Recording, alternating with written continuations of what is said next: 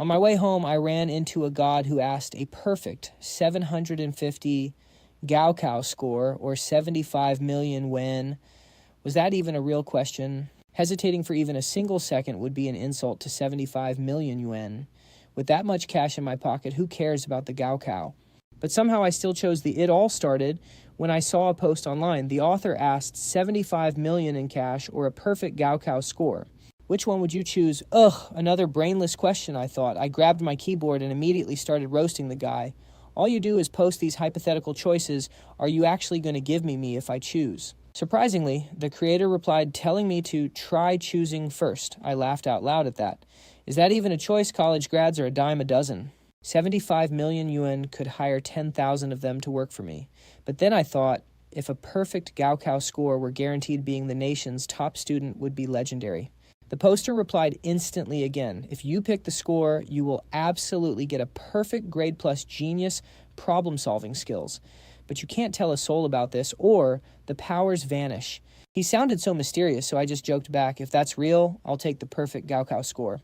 If I actually become the national top scorer, 18 generations of my ancestors would rise from their graves to light fireworks. With that, I tossed my phone aside and went to sleep, completely forgetting about it until the next day, when the proctor handed out the exam papers. I took one quick glance and a shiver ran down my spine. The answers to every single question began flooding my brain like a dam breaking. Specifically, all the complex problems I used to struggle with now became crystal clear. One glance and the perfect score answer popped right into my head. I held my breath in absolute shock. I noticed my handwriting, which normally looked like chicken scratch, was now as elegant as a master calligrapher's work. My eyes widened. This had to be for the presentation points. Otherwise, even with word-for-word correct answers, the graders would still deduct a point or two just for messy writing. Armed with this power, I flew through the questions at lightning speed. After submitting my paper and leaving the hall, I wanted to test this new handwriting ability. I grabbed a pen and scribbled the words, "I am super handsome." The penmanship was absolutely flawless. Honestly, with handwriting like this, I could easily become a celebrated calligrapher. I was absolutely thrilled. Just the Chinese literature portion of the exam had unlocked such an incredible gift. 75 million yuan seemed like chump change now. When the afternoon math exam rolled around, I was in absolute God mode. For every single problem, hundreds of unique solutions flooded my mind instantly. Many of these methods were light years ahead of my high school curriculum. They did not even exist on Earth. Once the math exam concluded, the entire hall erupted into desperate groans and complaints. Oh my God, that final question was literally college-level advanced calculus. The people who designed this year's test are absolute sadists. Over the next few exams, I continued to dominate. Revolutionary, world-changing concepts kept popping into my head. When I was the first candidate to walk out of the testing hall, the waiting crowd was completely stunned. Everyone assumed I must have left my paper completely blank. I ignored their whispers, leaving them with nothing but my mysterious, confident silhouette. 2 days later, thousands of elite educators sat before their screens grading papers at lightning speed. Chen Shu, the head of the regional grading team, paced the room, constantly reminding everyone that mistakes were unacceptable because a single grading error could ruin a student's future. Right after he finished speaking, one of the graders suddenly stood up. Chen Shu barked at him, immediately demanding to know why he was making noise. The stunned grader, Shi Shuai, replied nervously, "Team leader Chen, you seriously need to look at this. I think this essay deserves a perfect score." The room went silent. We had barely started grading, and already there was a perfect essay. Chen Shu leaned over the monitor to inspect it. With one glance, his jaw dropped. "This calligraphy is breathtaking," he muttered. Even if the content was absolute trash, I would still award 20 points just for the handwriting.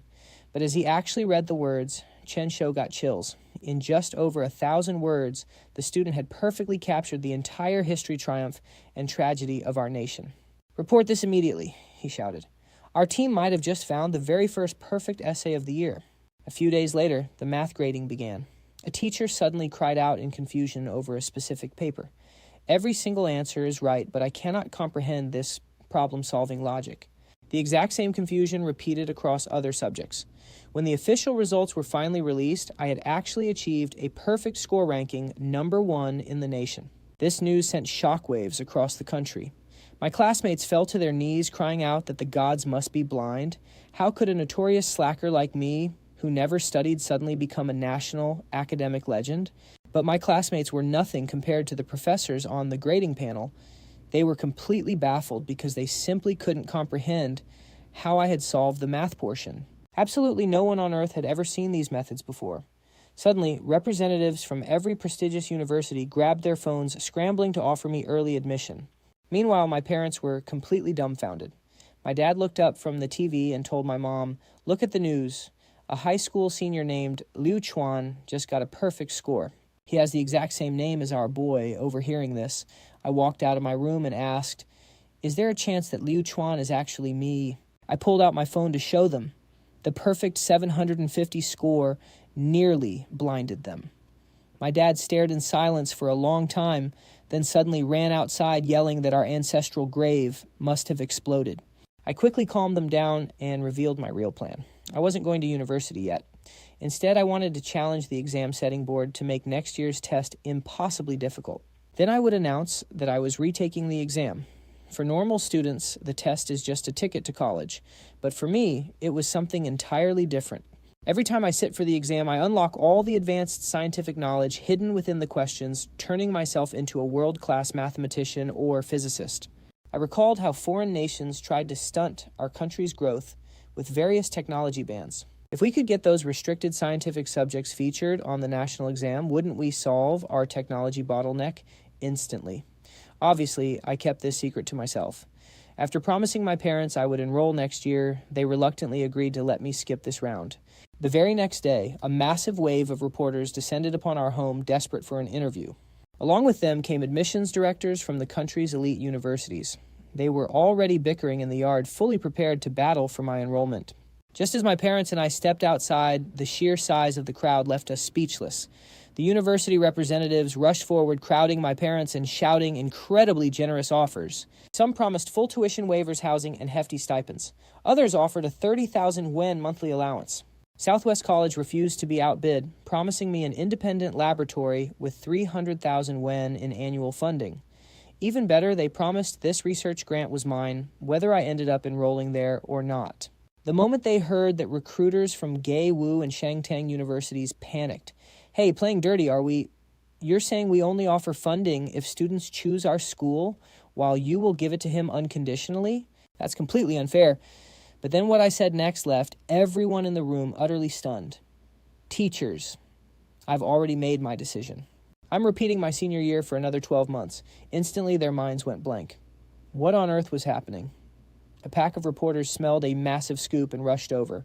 They swarmed me. "Liu Chuan, why are you giving up college as a perfect score top student?" My eyes lit up. This was the exact question I'd been waiting for. Because this year's exam questions were just too easy. I got a perfect score without even using half my brain power. Once that interview aired, the entire nation went wild. People were furious, especially the students sitting for the exam next year. They slammed me so hard online that I shot straight to the top of the trending list. Is this guy crazy? Can he stop showing off? The exam design experts were also absolutely livid. Talk about pure arrogance. Does he really think our test writers are that weak and incompetent? After the interview, several provincial groups awarded me 1.5 million yuan in cash bonuses. When that news broke, public outrage reached a whole new boiling point. People online claimed they figured me out. With my scores, repeating the exam meant easily pocketing another million yuan next year. But I just ignored all the internet trolls. Because I had a date with the school beauty Yin Wen Wen. We had feelings for each other back in high school, but she'd put dating on hold to focus on the exam. Now that I was the top scorer, we finally made it official. Naturally, a whole year flew by, and soon it was exam day again. As I arrived at the test center, a horde of reporters rushed me. "Liu Chuan, what score are you aiming for on your second attempt?" I grinned and shook my head. I guess I'll just scrape together another perfect score. The reporter was thrilled already, drafting a headline about the genius making a bold promise. A second reporter chimed in. "You really poked the nest with the exam committee last year, making those experts furious. Rumor has it they designed this year's test to be brutally difficult, making countless other students panic and complain. Is there some kind of misunderstanding behind your remarks?" I looked at him. No, there's absolutely no misunderstanding. I'm not picking on the test committee. I mean, everyone standing here is trash. The reporters ground their teeth. This kid was incredibly cocky. Then they spotted the gorgeous girl standing next to me. A reporter blurted out, "Excuse me, classmate, who is this lovely lady by your side?" I didn't hesitate. I reached out, grabbed Yin Wenwen's hand, and proudly introduced her as my girlfriend. Of course, reporters live for drama. They raised their cameras and began snapping photos like wild. A single shot of us could instantly skyrocket their article's click rate. Soon the National College Entrance Exam kicked off and my instinct was proven right. The instant I read a question, the correct answer flashed in my mind. No room for error. This time around, I decided to write in a unique calligraphy style, one so masterfully crafted it could start its own artistic school. Both exam proctors kept stealing glances at me. Seeing my pen fly across the page without a single pause, they grew curious. They stood up and began pacing down the aisle. When one proctor caught sight of my test sheet, he froze completely spellbound. How could a 19-year-old kid possess such elegant, masterful brushwork? Is this what a true genius looks like? But looking closer at my essay topic, he spotted the trap. The examiners had challenged students to write a sequel to Dream of the Red Chamber. It required at least 600 words. Being a massive fan of the classic novel himself, the proctor knew how insanely hard this was. Countless experts had tried to continue the epic, but none could match its depth. They all lacked the original's magic.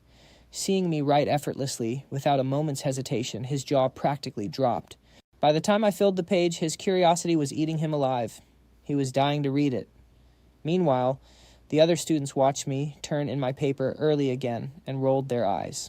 Why does this show-off always have to seek attention? Can he not be a jerk for once? A few days later, the exam period ended, and the grading committee got to work. The teachers quickly agreed that none of them were qualified to grade my essay. They had to escalate the paper calling and senior literary experts to review it together. Once a leading scholar named Zhang Menglin finished reading it, she glared at the staff in frustration. "Where is the rest? It clearly cuts off here." She looked ready to snap. As a diehard fan of the book, she finally saw a real chance of finishing the masterpiece. But the official exam paper was just too small to write anymore. Chen Xiao from the grading team hurried to calm her down, reminding her that this was an exam, not a research project. He then cautiously asked what score they should award. Zhang Menglin sighed and slumped back on the sofa. "Full marks," she muttered. A few days later, the grading wrapped up, the scores came out, and surprisingly, I topped the nation again. I was the highest scorer once more. Instantly, online haters cried foul. They demanded a full investigation, claiming a mere high school essay couldn't possibly deserve a perfect grade. They pressured the authorities to release my paper.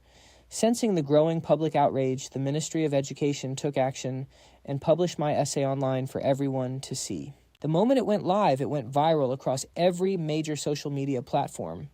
Readers were absolutely stunned. Could a 19-year-old kid really write something this masterfully deep? Countless fans of the classic novel begged me to release a complete sequel. They had waited decades for a proper ending. Suddenly, the entire internet did a complete flip. My supporters clashed fiercely with the remaining haters. That is until professional calligraphy experts stepped in. They declared that my unique writing style had established its own legendary school. In ancient times, they said I would have been hailed as a grandmaster. The real climax came when Zhang Menglin herself, representing the official scholarly association, showed up at my house.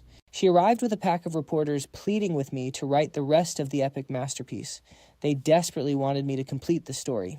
They offered me whatever royalties I wanted, admitting that absolutely no one else on earth could pull this off. Seeing how desperate these aging scholars were, I felt a bit soft. So I reluctantly agreed. Grabbing a pen and paper right in front of them, I started writing from chapter 81, working all the way to the final chapter. Zhang Menglin held the manuscript like it was a sacred relic. Clutching it on the sofa, she begged, "Please publish this name your price. Our association will do whatever it takes." I calmly shook my head. I wrote this for the world to read, so just publish it normally. However, I do need one small favor. Zhang Menglin was ecstatic. She told me to ask for anything, promising she'd make it happen if it was in her power. But she definitely didn't foresee my actual request. I wanted her to tell the exam writers to make next year's college entrance test as brutally hard as possible. Zhang Menglin stared at me, dumbfounded. "Seriously, how ridiculously hard do you want these practice problems to be? Why pick a fight with the college entrance exam anyway?" She kept grumbling silently to herself, but she didn't dare voice her thoughts, reluctantly agreeing to try. Soon both sides signed a deal. The Dream of the Red Chamber sequel went for 50 million yen. At the same time, the clip of me demanding to raise the college entrance exam's difficulty went viral instantly. Online trolls wasted no time dragging me through the mud. Even official departments fired back, calling me incredibly arrogant and claiming I didn't respect the lifelong journey of learning. But absolutely nobody saw what was coming next. 3 days later, the dream of the Red Chamber sequel hit the shelves. It sold out the absolute second it launched, delivering a massive instant slap to the face that left all the online haters completely speechless. Meanwhile, Yin Tianqi, one of the nation's biggest financial tycoons, clutched the book, weeping in silence. This kid Luo Chuan writes so incredibly well for his age. He instantly ordered his secretary to look him up, and before long she sent over an interview video. But when Yin Tianqi saw his daughter, Yin Wenwen, pop up on screen, his eyelids twitched violently and his jaw dropped. His secretary stood by, terrified the chairman would explode in anger, quietly backing away. But Yin Tianqi just sighed. This kid, we're already at this stage, and he hasn't even visited his future father-in-law. He then told his secretary to clear his schedule to meet his daughter. Soon, Yin Wenwen met her father at a luxury hotel for dinner. Yin Tianqi's expression darkened. Luo Chuan is your boyfriend, right? Knowing how controlling her dad could be, Yin Wenwen rushed to explain how brilliant I was and how hard I worked. Yin Tianqi raised a hand, cutting her off. Hard work. You better work hard or you won't deserve my amazing son-in-law. Start calling him husband from now on, got it? Yin Wenwen was totally dumbfounded. What on earth was happening? Calm down, he said, pouring her some hot water with an amused eye roll. It's not that complicated. I approve of this son-in-law, but there is one condition. What condition? Yin Wenwen asked, highly skeptical and on guard. Yin Tianqi was speechless. Unbelievable. Daughters really do grow up and leave. Defending your boyfriend already. Sure, I approve of him, and he's clearly won your heart. But shouldn't he offer his future father-in-law a small greeting gift? What do you want? Oh, nothing major. Yin Tianqi coughed dryly. Didn't he write that Red Chamber sequel?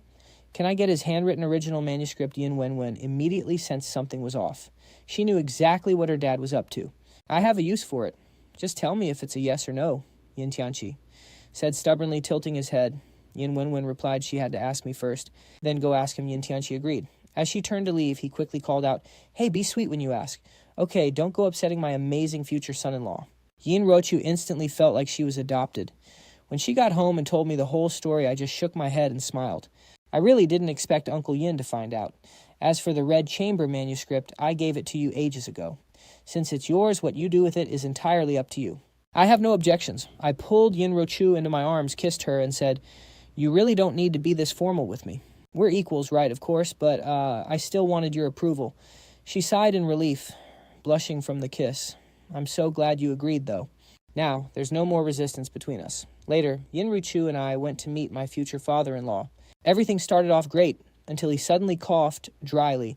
Oh, right, when are you two getting your marriage license? Yin Wenwen had just taken a sip of tea and spat it right onto Yin Tianqi. Dad, I'm busy right now. I knew I had won over my father-in-law, but I didn't expect him to be this aggressive. Uncle, we're only 19 years old. Look at my forgetful brain. Yin Tianqi smacked his forehead. You aren't of age yet, but we can do the wedding banquet first. When can we meet your parents? Pick a date to get everything sorted. Yin Rochu panicked. Dad, who rushes to marry off their daughter like this? Even if I want to, you shouldn't be saying things like that. Yin Tianqi waved a hand, signaling her to calm down. Do you think I don't know this is improper?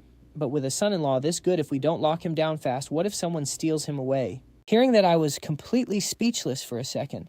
I tried my best to soothe my overeager future father-in-law first, then made an excuse to drag Wenwen out of there. Not long after, the college entrance exam scores dropped. Having scored perfectly again, all the elite universities made offers. But I rejected every single one of them. I even publicly stated the questions were too easy, hoping the test designing experts would step up their game next time. My goal was to use these exam challenges to help our country break through blocked foreign technologies, but I couldn't tell anyone about this or my special power would vanish. Naturally, netizens thought I was being incredibly arrogant, and some even showed up at my door. But my mindset was already on a whole other level. I used the $50 million from my Red Chamber sequel to buy a luxury villa, staying completely isolated from the drama. That was until a piece of devastating news broke. A British-made YH-739 passenger plane carrying 261 Tango citizens had vanished without a trace. If only the exam question setters would challenge me more so I could unlock new skills, finding that missing aircraft would be effortless. At the same time, the Department of Education issued several critical guidelines for this year's exam. First, questions had to keep up with the times and stay relevant to current events. Second, remove all limits on answer sheets. Students could request as many as needed, ensuring they wouldn't run out of space when writing their Red Chamber continuation essays. Soon, the Tango College entrance exam began. I could feel the students sitting on both sides glaring daggers at me, all because on my own I cranked up the exam difficulty sky high. But the angrier they got, the happier I was. Who knows, in a few decades, some of them might join the exam setting team while I'm still sitting right here taking the test. As candidates filed into the hall, the proctors arrived as well. Once the papers were handed out, both students and proctors stared at me with obvious anxiety. I ignored them completely and focused on the test. The first few Chinese questions were incredibly easy, but the essay topic was a huge letdown. How to improve postnatal care for sows. It wasn't simple, but nothing spectacular either. Full of hope, I picked up the math section, only to be disappointed again. It was barely harder than last year's. Luckily on the second. That was the day I finally found a challenging question on the physics exam. It asked us to analyze the crash site of flight YH-739 using physics as an extra bonus. The question was worth only a single point. While the other students panicked and froze, I just grinned to myself. My time to serve my country had finally arrived, especially when I realized just how much new knowledge had flooded my mind. It was an overwhelming wave of data, including advanced manufacturing blueprints for a next-generation nuclear submarine capable of diving to a depth of 20,000 meters. I was shaking with sheer excitement.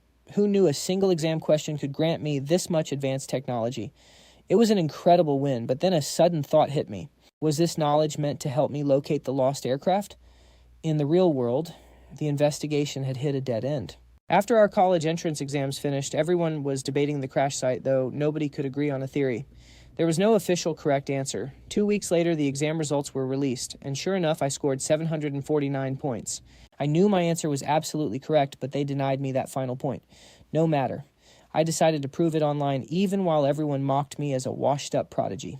A famous reporter, Wang Bingbing, wanted to get my side of the story, so she arrived at my home for an exclusive live broadcast. She was incredibly professional, with a sweet voice, and within 30 seconds of going live, our viewer count passed 1 million. Her very first question was about my performance, asking how I felt I had done during the grueling exam. I replied calmly, saying I performed exactly as I had anticipated. Instantly, the live chat exploded with angry comments and insults, mockingly asking why a self-proclaimed genius like me didn't secure a perfect score. I stared straight at the screen and fired right back at the trolls, asking them who exactly had told them that my score wasn't perfect. Wang Bingbing and the entire audience gasped. Who needed to tell us the official board had already published the results, declaring the national top score was 749? Could it possibly get any higher than that? Hearing this, I calmly explained that the grading committee had made a massive mistake. My answer was accurate, they just failed to verify it. If I find the actual wreckage that will prove my calculations were right, my bold claim instantly broke the internet right as the exam board was holding their celebratory victory banquet. One examiner happened to be tuning in, and they completely lost their minds. They snapped, asking how I dared to say that, mocking me as a clueless attention-seeking poser. Right then, I looked straight into the camera lens and announced calmly that the missing airliner lies at the very bottom of the Jogoya Trench. Wang Bingbing froze in absolute shock, then quickly realized the weight of my words. That is the deepest trench on Earth. Since I claimed I would verify it myself, did I actually plan to dive 20,000 meters deep? Once the interview wrapped up, the internet erupted in laughter, calling me insane. But what they did not know was that my powerful father-in-law, Yin Tianxi, was backing me up completely. 3 days later, Yin Wenwen and I boarded a flight to Shenzhen, a hub for major shipbuilding enterprises.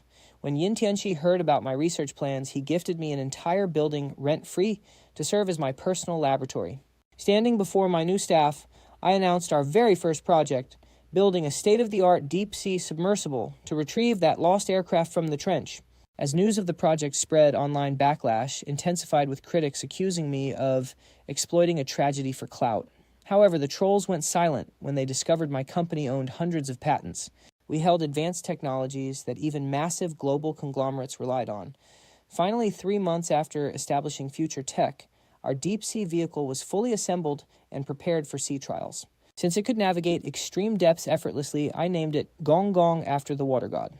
The moment the engines fired up, the descent velocity hit 78 knots. My astonished test crew shouted in disbelief, asking if we were actually diving or just speeding down an open highway without any water resistance. Suddenly, the control panel flashed with warning alerts detecting an unidentified submarine lurking nearby. I immediately issued orders to run a deep scan of the target's tactical data. Meanwhile, 3 surface destroyers on active patrol suddenly picked up an anomalous signal from the ocean floor. Their operators panicked, screaming that they were being scanned and locked onto. They scrambled to find the source, but their advanced sonar and radar sweeps came up completely empty. Then the lead destroyer's communications officer cried out with an update. They were receiving an incoming transmission.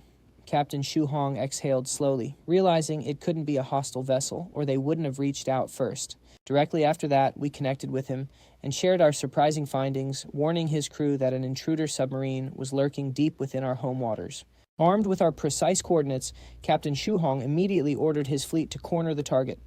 Meanwhile, inside the British sub-commander, Ace laughed, mocking our Navy's supposedly outdated radar systems. He boasted that they were completely invisible until 3 red tracking dots materialized on his screen. Ace froze as sheer panic set in his face, turning pale. They were surrounded. He couldn't comprehend how our technology had detected them. They tried to flee, but were instantly ensnared by our defensive subnets. I ignored their struggle, focusing instead on our own mission. Our trial lasted 3 full days, and Gong Gong 1 performed beautifully. Immediately, Future Tech announced a live-streamed expedition to the Deep Trench to search for the missing wreckage. The internet went into a frenzy, and the moment we launched our official broadcast stream, millions of viewers rushed to join. In under 10 minutes, our audience surpassed 5 million people. As the heavy hatch sealed shut and we plunged into the ocean, Gong Gong 1 descended with incredible speed. Once we crossed 8,000 meters, the abyss became completely desolate. That was when prominent global figures and organizations started entering the stream, including our own National Aerospace Agency, who publicly expressed their desire to partner with me. Suddenly, a massive dark silhouette emerged on our feeds, tailing our vessel at a steady pace. As we rotated our cameras, the audience gasped at what was lurking there, a prehistoric shark nearly 20 meters long, bristling with razor-sharp teeth. Ignoring the panicked warnings flooding our live chat, I just smiled and pressed a bright red button on my console. A blast of purple light erupted from our keel, instantly reducing the monstrous predator to a cloud of crimson mist drifting in the currents. Foreign naval commanders watching the broadcast were utterly stunned by our high-powered electromagnetic weapon, immediately ordering 3 aircraft carriers to intercept and seize us. But our own high command was already moving. Admiral Shu Hong received urgent orders to deploy our entire fleet at maximum speed, ensuring we would not fall into foreign hands. Down on the ocean floor, however, I was completely oblivious to the brewing storm on the surface, continuing my descent into the absolute depths of the trench until a shattered aircraft finally loomed on our monitors. Viewers were speechless as the truth was revealed. Yet just as the internet erupted in celebration, an urgent internal alert flashed on my screen. Our command warned me that a massive fleet of foreign warships had surrounded the area with hostile submarines positioning to intercept us. Our forces were already engaging them, determined to protect my crew and our vessel at all costs. The moment this update flashed across the live feed, the millions of viewers watching us immediately panic set in. What were they thinking? Were they trying to start a war? Out on the water, foreign fleets suddenly surged forward. Watching this, Shu Hong was completely furious, but also terrified. "We cannot fire the first shot, or the fallout will be catastrophic," he warned. He ordered his crew to do everything possible except pull the trigger to push back the enemy warships. Inside, the Gong Gong 1 anger boiled inside me. A single thought consumed my mind: give me 3 years, and our fleet will dominate every ocean on Earth. But I also felt sick to my stomach. If a collision happens and our sailors get hurt, I swear I will make them pay with their own blood. Right now, a massive naval battle is on the verge of exploding. Defensive weapons roared to life, desperately shooting down incoming missiles, but the sheer gap in military power was just too massive. Our ships could not last more than 3 minutes. Just then, an elder roared inside the Naval Command Center, "Get the Dongfang Express ready. If they do not back down in 10 seconds, we will retaliate at all costs." Instantly, blaring alarms echoed inside the enemy warships. Terrified commanders began screaming to hold fire and retreat immediately. We are locked on by the Dongfang Express. Because of this standoff, massive tech companies flooded my office begging for my submarine. They dropped $30 billion in orders overnight. It was time to flex my new wealth. I proudly announced that every employee gets triple pay and weekends off. Anyone caught working overtime gets fired on the spot. Even the cleaning lady realized she could make $20,000 a month, so she told her daughter to apply to scrub toilets. Naturally, self-proclaimed experts began posting angry articles attacking our generous salaries, claiming it ruins the work ethic of young people. I laughed it off and publicly announced that Future Tech has endless cash, welcoming anyone with real drive. This move caused a massive online divide. My old haters suddenly became my biggest fans, calling me a genius. People even demanded the exam board give me back my perfect score. The exam committee, which had stayed quiet for so long, was dragged right back into the spotlight. Wu Jianjun, the head of the committee, had made a bold claim early on, insisting that no one could ever get a perfect score. But after my sea trial proved my genius, he got publicly humiliated. Naturally, the man lost his temper and snapped, "I do not believe it. Next year, I am putting advanced math conjectures on the test. Let us see if Lu Chuan can solve that." Meanwhile, I was hosting General Wu, a high-ranking Navy general. He wanted Future Tech to partner with the military to build a carrier strike group superior to the UK's. If I signed on, I could name my price even a high-ranking military commission. Honestly, their offer made me break out in a cold sweat. They had insanely high expectations of me, but there was a major issue. I had absolutely no idea how to build a carrier. After thinking fast, I proposed 2 conditions. "General Wu, I am retaking the exam, so I need the military to pull a few strings and put some carrier design questions on the test paper. I will provide the answers." General Wu was completely speechless. What kind of bizarre demand was this? Our defense labs get hundreds of billions in funding annually, yet he wants us to rely on a high school exam. I knew I was taking a massive gamble, but it would be foolish to waste this golden opportunity. Fortunately, General Wu agreed to have a specialized question added to the upcoming college entrance exam. Striking while the iron was hot, I laid out my second demand.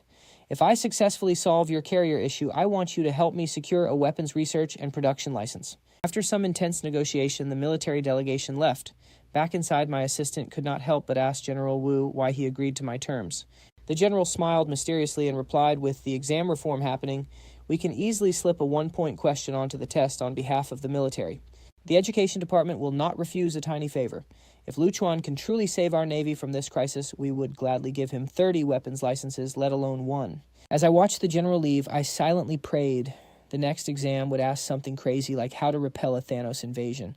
That would let me build a fleet to rule the galaxy. Meanwhile, the military contacted Wu Jianjun, the head of the exam design team. The military representative cut straight to the chase, explaining exactly why they had paid him a visit. They wanted his team to add a single 1-point bonus question to the physics exam. But when Wu Jianjun read their proposed question, he internally lost his mind, wondering if the generals had gone completely insane. Answering this would literally revolutionize humanity, but how could a high schooler solve it? The military, however, remained firm. Their superiors had already greenlit the order. It was not a request. Wu Jianjun had no choice but to begrudgingly agree. Soon my 4th college entrance exam arrived. It was go time, and I was ready to make history.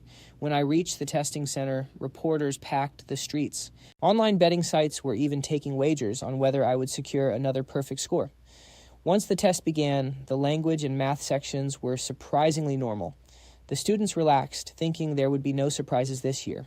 But when they flipped to the comprehensive science paper, the final biology question asked how to cure cancer. Their minds went utterly blank in disbelief. Elite scientists have spent decades on this, with 0 success, and you expect high schoolers to solve it. How is that fair? Luckily, it was only worth 1 point, so most decided to skip it. I simply wrote 3 bold words on my paper: "I can cure it." Then I sketched out the general biological concept. Since the prompt lacked specifics, I could not detail an exact medical plan. That afternoon, the physics portion was distributed, and students immediately began swearing. "Hey, Proctor, look at this. Is this a joke?" They wanted us to design a complete blueprint for infinite future energy. Suddenly, a sharp pain shot through my skull as the secrets of controlled nuclear fusion flooded my mind. This was absolutely mind-blowing. With these breakthroughs, our country was about to enter an era of unlimited power. Our rivals would no longer be earthly empires, but cosmic threats. I raised my hand, signaling the exam proctor for extra writing sheets. The teacher casually asked how many pages I wanted, and I calmly replied 200. My voice echoed in the quiet room. Everyone stared at me in absolute shock, wondering if I was about to write a manual for a nuclear weapon. Time to show them what I can do. What the proctor witnessed next would haunt him forever. I gripped a pen in each hand, stuffed a third in my mouth, and began writing on 3 separate exam papers simultaneously. My hands moved so incredibly fast they became a blur. I did not turn in my test early this time, writing until the final bell rang. When I submitted over 200 pages, the other students had only 1 question. Is this guy even human? The proctors were visibly shaking as they gathered my papers, realizing I had written a complete guide to controlled nuclear fusion. Suddenly, the classroom doors flew open as heavily armed soldiers rushed inside.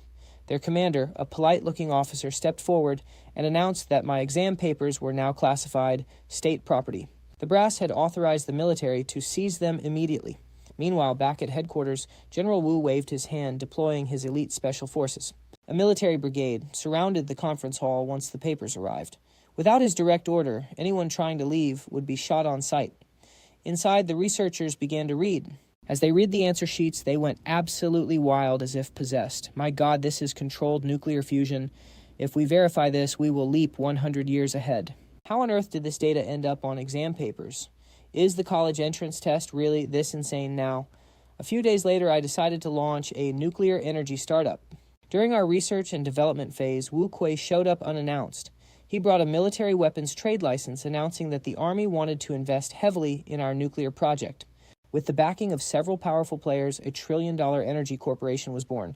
According to Wu Kui's plan, as long as we get this nuclear fusion tech working, we can build a space aircraft carrier.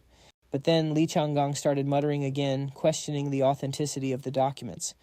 Of course, nobody paid any attention to his doubts. The experts were far too excited. While amateurs look at the surface, professionals recognize true genius. Even though they had reviewed less than 1% of the files so far, they were already 100% sure this was no hoax. Every single line followed a rigorous logic. In other words, based on what we have uncovered so far, this is genuine controllable nuclear fusion technology. For researchers like us, who have spent our entire careers in this field, yet still struggle to master basic nuclear fission, seeing actual fusion technology right before our eyes was mind-blowing. We are industry veterans, yet this felt like magic. How could we not lose our minds? Hurry, start the verification. Get me some paper and a pen. You make sure you secure Chapter 77. It is really happening. This is controllable nuclear fusion. We have to safeguard every page. I need to request supercomputer access immediately. We do not have enough hands on deck for this. Wu Li, get on the phone and request backup. This tiny group of scholars is nowhere near enough. Recruit every single nuclear physics expert across the country right now. Have them transferred immediately. I am not sleeping a wink tonight. Damn it, old Zhang, you are over 70. Are you trying to work yourself to death? Let me take over this shift instead. Hey, you over there, bring my things here. Starting today, I am eating and sleeping in this very room. Yang Chuhai Lowen, you both act so polite normally. Turns out it was just a facade, and this is the real you. Honestly, we have all become complete maniacs. Wu Kui's mouth twitched. He glanced at Luowen, who merely blinked back. What are you looking at? Wu Kui chuckled and shook his head. Just do what I said. He was incredibly thrilled. He did not understand the science himself, but these experts clearly did. Since they were acting this crazy, the implications were obvious. The entire room erupted into chaos. Every single page in their hands was a priceless treasure except for one. The first page only contained answers to standard exam questions, so they tossed it aside. But as they verified the other sheets, they realized 9 out of 10 were detailed plans for controllable nuclear fusion. They lost their minds. Everyone scrambled to get a closer look, pushing aside Zhang Xiangji, who was their chief expert. Being elderly and frail, he stood no chance against the crowd. He squeezed halfway in only to be shoved right back out. Furious, he nearly yelled, "You hypocrites, you act so respectful on normal days, but throw me aside the moment something good appears. Move out of the way, let me in. I have to see this." But everyone was too far gone to listen. He stomped his feet in anger, his white beard trembling with rage, yet there was nothing he could do. That was when he noticed the discarded first page. He picked it up and scanned it. The first page was dull. So was the second. Suddenly, Jiang Shenzi gasped. "What on earth? This is a cancer treatment." Wu Kui froze instantly upon hearing those words. "Is that actually written on the exam paper?" Zhang Xiangji leaned over and handed it to him. "Take a look at this." Wu Kui was completely stunned after reading it. "No way. The exam board is pulling stunts like this now. How to cure cancer. Who dares put that on a test? You are mocking them, but you are no better. Is this answer even plausible?" Recovering from his shock, Wu Kui looked at Zhang Xiangji, who frowned. "My background is in nuclear physics. I know very little about biochemistry and absolutely nothing about medicine, but I can tell you this for sure. By today's medical standards, curing cancer is virtually impossible. Especially in late stages, save for a few rare types, it is almost always a death sentence. Even if a cure existed, it wouldn't be this simple. Yin-yang and 5 elements theory. That is far too mystical. It is not scientific. There is no recognized scientific basis for that." He was shocked such a question even existed, not by the answer itself. Wait, why is this on an exam? Because these are actually the questions from this year's exam, someone in the room replied. Zhang Xianji was utterly dumbfounded. This year's exam, are the tests really that strict now? It is way past strict. It is downright insane. It is pretty wild indeed, Wu Kui muttered. Since when did exams get this wild? It started when Lu Chuan burst onto the scene. The second year was fine, just continuing. Dream of the Red Chamber. But since last year, things have gone off the rails. This year is even more absurd. Using nuclear physics to cure cancer? Even he, a pioneer, found it ridiculous. But this was Lu Chuan's own request. Wu Kui did not know whether to laugh or cry. Zhang Xianji did not say much more. He squeezed into the crowd to study, argue, and verify the nuclear fusion data. Wu Kui, however, frowned as he stared at the cancer treatment sheet. After a long silence, he turned to Luowen. Go find Mr. Pu and bring him here. Mr. Pu Luowen was surprised. His full name was Pu Shisan, a legendary master of traditional Chinese medicine who retired from public practice years ago. We invited him to take on a leadership role. Whenever anyone had a minor illness or needed physical conditioning, he was the go-to doctor. Under his care, the senior leadership's health improved significantly. Everyone respected Mr. Pu and trusted his skills deeply. Are we worried the experts will get too excited and suffer a stroke or heart attack? Wu Kui was startled. You make a good point. Call 2 emergency medical teams as well. Luowen was dumbfounded. Did I guess right? An hour later, Mr. Pu arrived. Wu Kui pulled him away from the noisy crowd of experts. He pointed out the writing on the answer sheet, asking Mr. Pu what he thought of the student's solution. Mr. Pu stayed silent, carefully studying the page. After reading the whole thing, he let out a deep sigh. This response is excellent. For now, it is the most promising method, but unfortunately, it is far too difficult. Wu Kui was shocked. He trusted Mr. Pu completely, but what did too difficult even mean? Yes, it is incredibly tough. This solution is flawless in theory, but finding someone with this extreme level of clinical skill in pure traditional Chinese medicine is nearly impossible. Such experts are incredibly rare. Then how many doctors in our country can actually do this? Mr. Pu sighed. 10 years ago, maybe 20. Over 130 years ago, many more. But as far as I know, including myself, there are fewer than 5 nationwide. Wu Kui was stunned. That few. But haven't we been promoting TCM lately? We even have more TCM universities now. It is a drop in the bucket and the system is broken at the root. Mr. Pu shook his head. Since you want to know, I will tell you the real truth. Out of all the university students, barely 1 in 10,000 actually learns true healing skills. It is not that they are incapable, but TCM demands natural talent and dedication that are simply too high. True mastery requires constant clinical practice, but they mostly study theory with 0 hands-on experience. Forget undergraduates.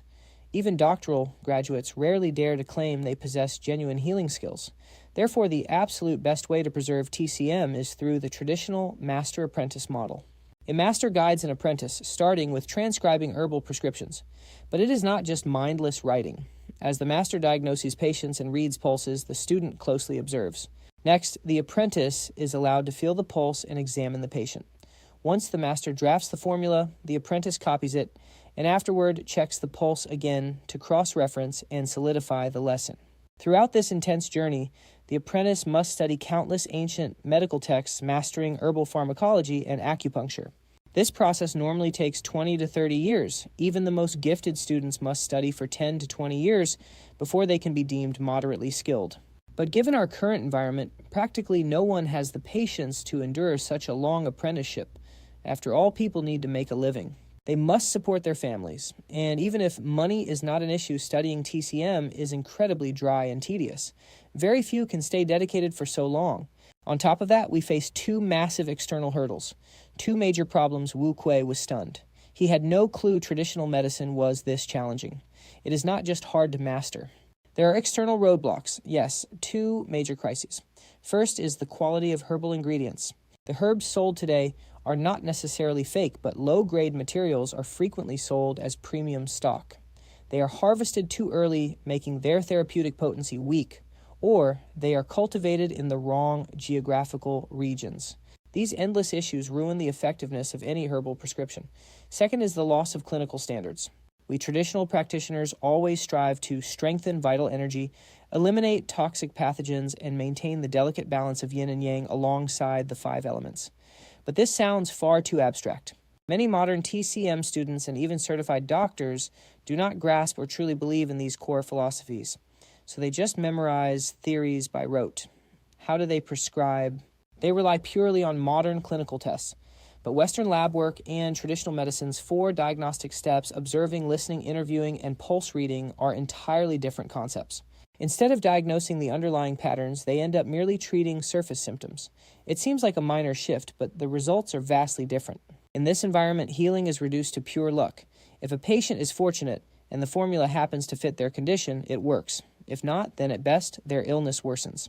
At worst, it is legalized manslaughter. Take white tiger decoction, a famous formula for high fevers. Modern doctors only know it lowers body temperature, but they completely overlook how traditional medicine categorizes fevers into distinct warm and cold heat patterns. If you fail to perform an accurate diagnosis and prescribe herbs that clash with the actual condition, it only adds fuel to the fire, making the patient much worse. Reflecting on this, Mr. Pooh shook his head filled with deep sorrow. The westernization of TCM is incredibly widespread. It stands as a massive roadblock to resurrecting this ancient art. Modern medicine is a fantastic achievement. Advanced diagnostic tests are incredibly helpful, and traditional doctors should absolutely use these lab results as a guide, but they must never prescribe herbs based on Western data alone. Unfortunately, far too many practitioners forget this rule. Year after year, they make zero progress in their healing arts, eventually losing the ability to diagnose root patterns altogether. How can they heal anyone like that, let alone manage or arrest the spread of cancer? Even I began learning medicine from my father at age 6. I have kept classical texts by my side daily for 70 years, yet I still do not dare claim I can cure every disease with absolute certainty. I can only offer a fighting chance. Wu Kuei understood and frowned deeply. Is there any way to turn things around, he wondered. As a soldier, this was technically none of his business, yet he desperately wanted to intervene just this once. The next morning in the small courtyard outside the villa, the 5-animal qigong began. Ying Ruchu trained alongside Lu Chuan, but after just a few minutes, her entire body felt incredibly sore, leaving her completely surprised. I am in decent shape, so why am I exhausted? These gentle movements look effortless. Yes, this training builds true core strength and vitality. Lu Chuan replied with a warm smile as he remembered his own training. Practice daily, and your body will adapt. Now let us head to the office. We have major work ahead. It is time to launch the new project. Online, the 2 bonus college entrance exam questions were still trending heavily. Endless debates flooded social media, with even international users eagerly joining the conversation. But Lu Chuan paid absolutely no attention to the hype, offering 0 public comments.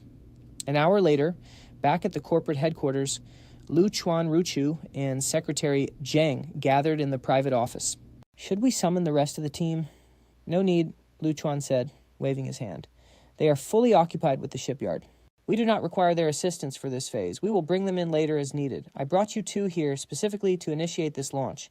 Understood, President Lu. Secretary Zhang sat up straight, his fingers hovering over the keyboard. Do not take notes, especially not on your computer. Lu Chuan warned with absolute seriousness. This upcoming project would launch global technology forward by leaps and bounds, skipping an entire era.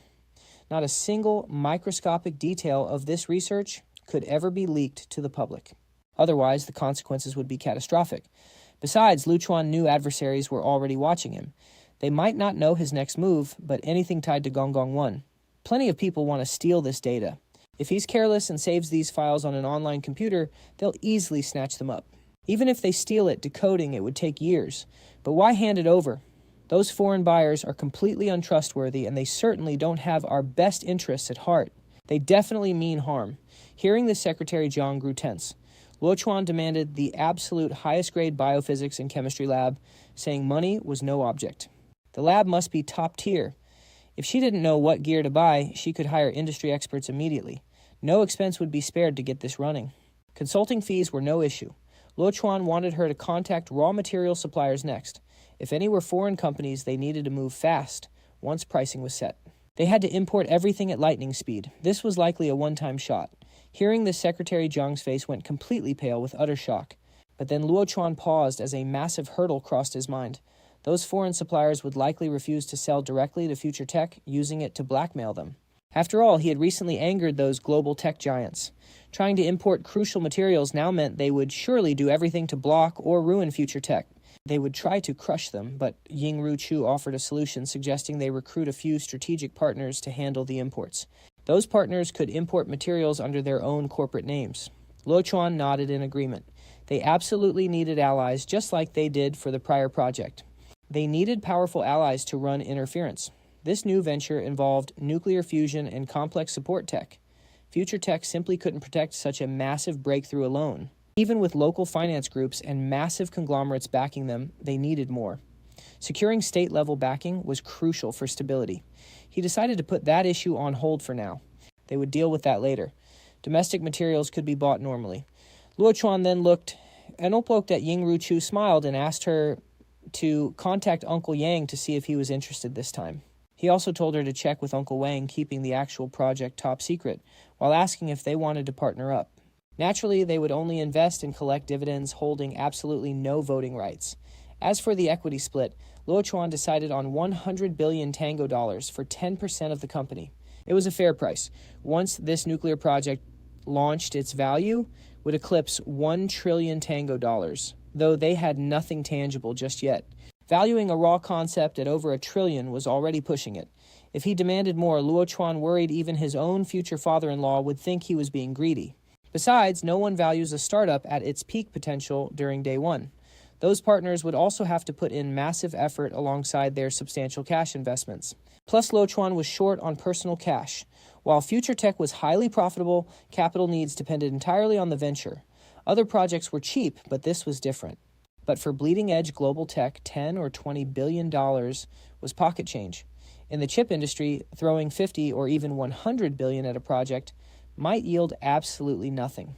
Fortunately, because Luo Chuan already held the complete technology, he bypassed the costly research phase entirely. This kept his starting capital requirements down to a manageable level. Otherwise, building fusion tech from scratch would easily consume trillions of dollars without guaranteeing results. Some world-changing breakthroughs simply cannot be bought with money. A 10% stake for $100 billion left Secretary Jiang utterly stunned.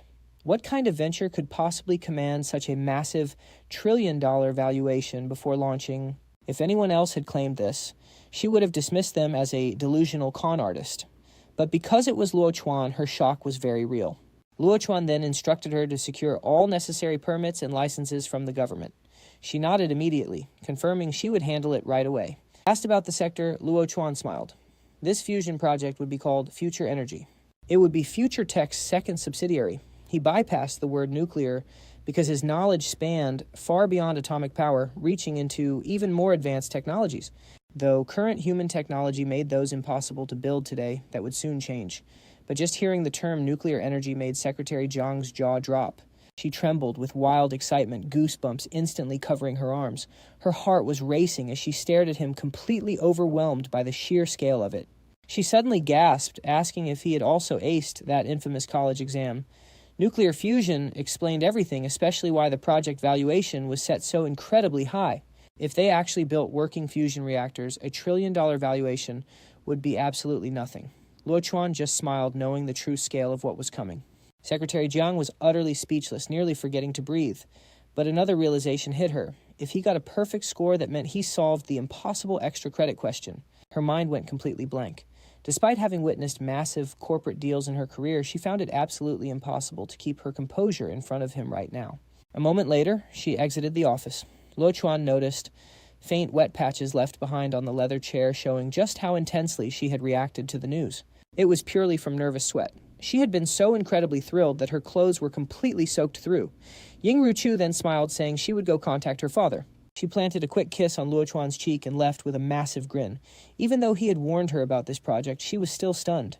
Watching him command the room with such absolute confidence made her entirely obsessed. The sheer excitement of the moment was so overwhelming she could barely keep her feet. Fearing she might lose composure entirely, she hurried out. Luo Chuan stretched, grabbed his phone, and dialed Luo Wen, only to find the line was turned off. That was strange. He tried calling his other research partners, but every single line went straight to voicemail. Luo Chuan frowned in confusion. They had designed this system together. Without their specific input, he never would have cracked the code. Surely they wouldn't just freeze him out like this. Perhaps some emergency had come up. Sensing a crisis, Luo Chuan decided to have Secretary Jiang contact the naval authorities directly to investigate what was happening. Meanwhile, at an upscale club, Old Wang and Ying Tianxi were relaxing together. Their recent business partnership had turned them into exceptionally close friends. They frequently hung out during their downtime. Suddenly, Ying Tianxi's phone buzzed. Old Wang joked that he should just ignore it. Ying Tianxi checked the screen and gasped. It was his daughter. He shushed Old Wang quickly, prompting the older man to lean in close to listen. Wang went quiet, eagerly straining to hear. On the line, his daughter brought up investing in Luo Chuan's new energy project. Ying Tianxi agreed instantly. Yin Tianxi was absolutely beaming, so thrilled he almost leaped off the table. He had been enjoying a quiet massage until Old Wang suddenly perked up to eavesdrop, jumping like a plump fish out of water. He stood straight, quickly waved the two masseurs out, and marched right over to Yin Tianxi.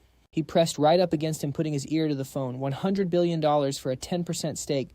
Old Wang is right here. Wait for my good news. After those few quick words, the call ended. Yin Tianxi shivered and shoved Old Wang back. Get away, you old rascal. I am not into guys. You think I am? Old Wang rolled his eyes. You heard everything right? Yin Tianxi skipped the small talk. Good. Since you heard it, no need to explain. $100 billion for a 10% stake. We can split that ourselves. If our cash is short, we can bring in clean, trustworthy domestic firms to invest. We will convert it by share proportion, but on one condition. They get no voting rights, they only collect dividends, and take on the corresponding duties. So what do you say? Want in Yin Tianxi picked up his ridiculously expensive tea, took a slow sip, and waited calmly.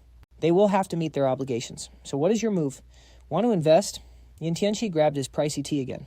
He sipped and waited. Invest? Old Wang laughed. Do you think I am stupid? Yin Tianxi raised an eyebrow, thinking the price shocked him. He would not mind if Old Wang backed out and was about to leave when Old Wang barked, I would be a total idiot not to invest.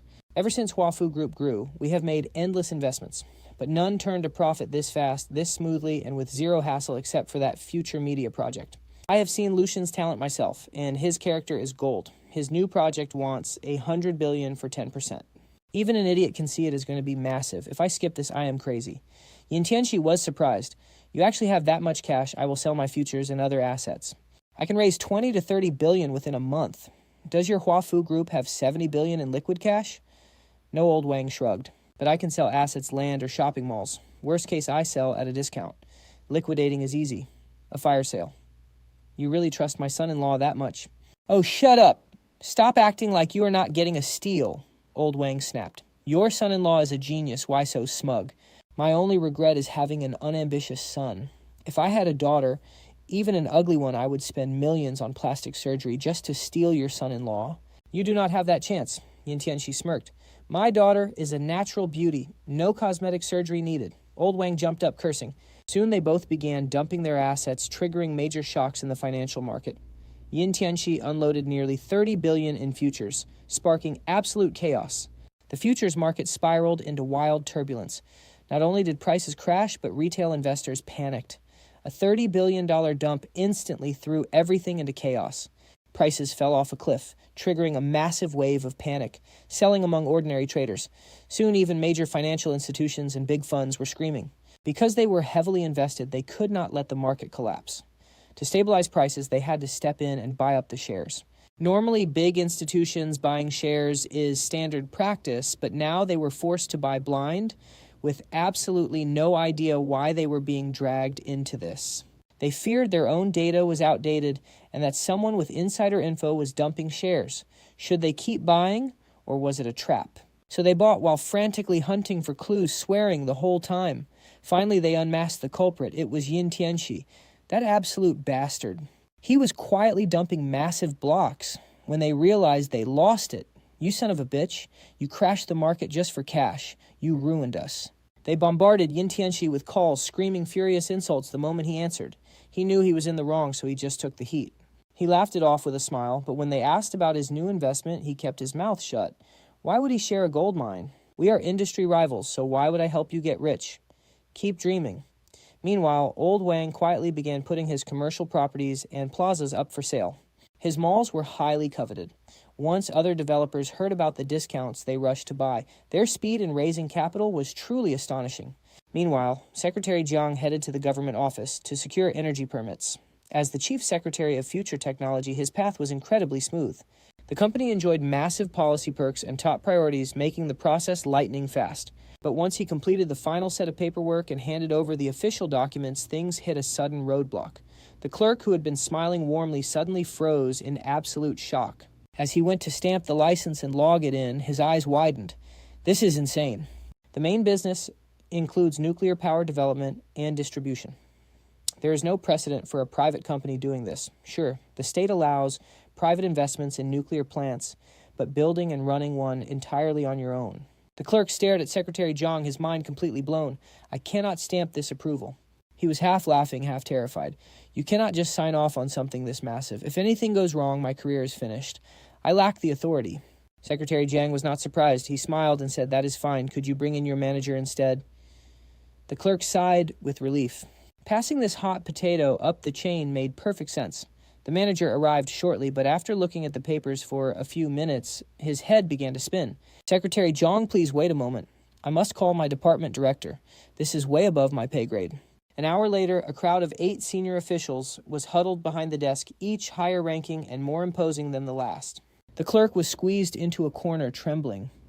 Even the head of the entire department had arrived, but he was shaking like a leaf in the wind.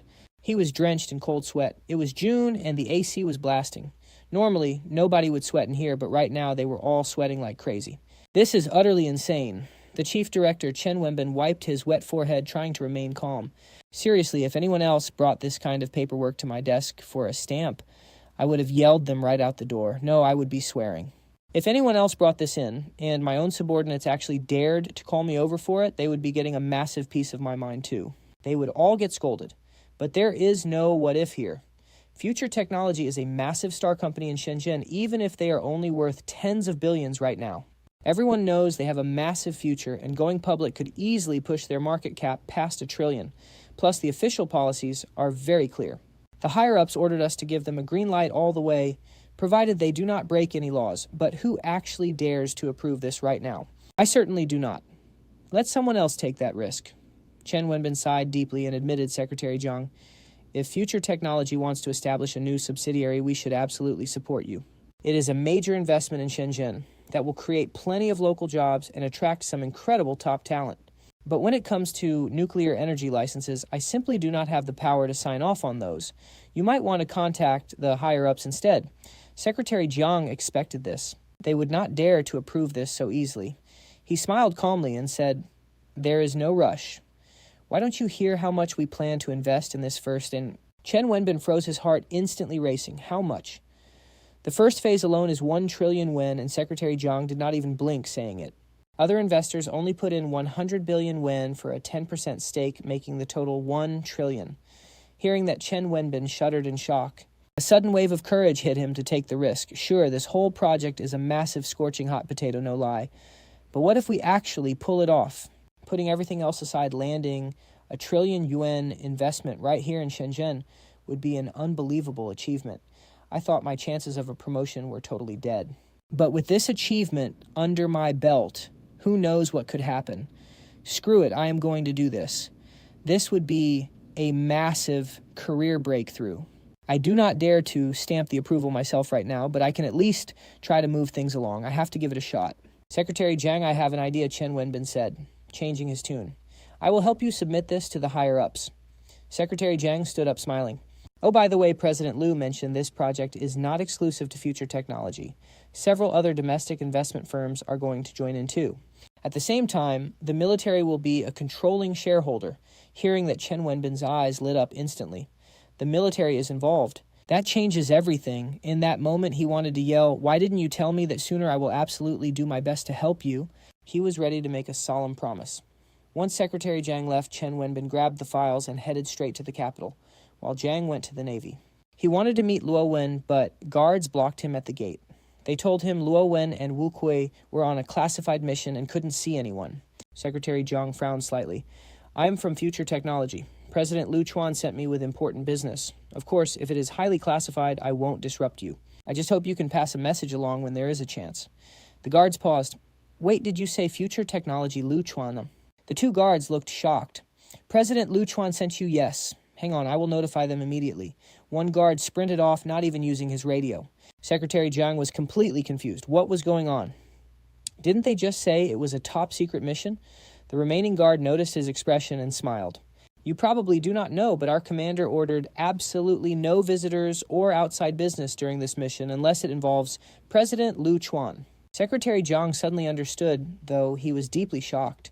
No visitors, no outside business except for anything concerning President Lu. He wondered what kind of secret mission they were on. Then he remembered how Luo Wen had visited President Lu before the exam papers were changed. Notify him immediately, got it. Inside, Luo Wen pushed his glasses up and looked at Wu Kui. Wu Kui did not hesitate for a second. He stood up immediately. Keep an eye on things here, I will meet him myself. The conference room was packed to the brim with top domestic experts. These trusted specialists were running verifications like crazy. They were practically at each other's throats, arguing nonstop over the data. Wu Kui took some personnel, picked up Secretary Zhang, and drove straight to future technology. Soon they met in Lu Chuan's office. Young Lu, we meet again. Wu Kui smiled, but his expression was complicated. It was a stark contrast to their first meeting. He always knew Lu Chuan was a brilliant mind. He had high hopes that Lu Chuan would achieve great things, but he never imagined that in less than a year, barely 8 months, actually Lu Chuan would come this incredibly far. It was unbelievable, but truly deserved praise. I meant to visit you, but I did not expect you here. In person, Wu Kui said. Lu Chuan smiled. He was not surprised Wu Kui came himself. Since the Navy set the problem, they wanted answers fast. Clearly, the Navy has noticed some of the issues. It makes sense, given their talented team. Of course, I had to deliver this in person. Wu Kui pulled out an official weapons manufacturing license and handed it over. Lu Chuan was thrilled, but also curious. Thank you, Mr. Wu. Has it been verified? It is still being analyzed, but the experts unanimously agree. Even if it is not a direct fit immediately, it will save us 20 or 30 years. It will help our nation skip decades of wrong turns, so this license is well-deserved. Let us establish that up front, shall we? Lu Chuan nodded, accepting it without any hesitation.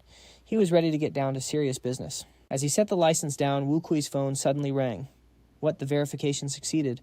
It works, but there is a major problem. What problem? The Chuan element. He hung up and stared at Lu Chuan in utter shock, but Lu Chuan only smiled back. That is exactly what I wanted to talk about. Those experts are fast. Wu Kui gave him a deep look and smiled, saying he was all ears. On the phone, they made it clear that after their initial shock, the experts ran the calculations and final arguments. They have reached a solid conclusion. They all agreed Lu Chuan's design is completely viable. At the very least, his controlled nuclear fusion implementation plan has absolutely no mistakes or loopholes they can find. But all of this hinges on one single premise, that the required Chuan element actually exists and works exactly as described. You could say this Chuan element is the absolute foundation of Lu Chuan's entire controlled nuclear fusion plan. Without it, none of this works. But if the Chuan element is real, they can probably start experiments immediately and even begin construction. As for any minor issues they might run into, what is there to fear? Problems are meant to be solved. You cannot get a rainbow without going through a storm. Armchair theorizing, no matter how much you calculate on paper, is totally useless. We still have to run the experiments ourselves. But does this Chuan element actually exist? Among all currently known elements, there is no such thing, and its properties sound far too incredible. But Luo Wen also stressed that it was simply too astounding. Luo Wen emphasized that the expert said, even if this is a scam. It is an extremely sophisticated scam, and we are willing to step right into it, even if we get played for fools. The meaning of this is obvious. The Chuan element, Lu Chuan said with a smile, is indeed the foundation of controlled nuclear fusion. What exactly is this Chuan element? Is it some element currently unknown to humans? Why have I never heard of it? Wu Kai isn't an expert in this field, but to reach his position, he still knows a bit of basic science. The Chuan element. There is tritium, which sounds similar, but there is no actual element called Chuan. It is not an unknown element, but an element that does not exist yet. So it is normal you haven't heard of it, Mr. Wu. Wu Kai suddenly realized, but did not rush to ask more questions. He remained calm and patient. Seeing this, Lu Chuan silently muttered in his heart, "This old man really is something else. I am no expert in technical stuff. Otherwise, if real experts heard what I just said, they would definitely chew me out like crazy." He stayed calm and continued, "But it will exist very soon because Future Tech will set up a brand new subsidiary. Then I will start synthesizing the Chuan element right away. Synthesize a brand new element. There is no Marvel franchise on this planet, although foreign countries have superhero films. But characters like Iron Man do not exist. Here in one of the superheroes Earthlings know so well." So Wu Kai looked totally shocked right now, wearing an "I knew it" look on his face. But he had no way of connecting this to someone like Iron Man. Even though he did not understand the technology, Wu Kai knew how crazy this whole thing was and how massive the benefits would be if it actually worked. Then what are we waiting for? It is not that I want to wait. The necessary conditions are not met yet. Lu Chuan shrugged and spread his hands. First, the issue of licenses and permits. You should know this too, Mr. Wu. Our country currently has strict rules for private enterprises. Lu Chuan shrugged and spread his hands.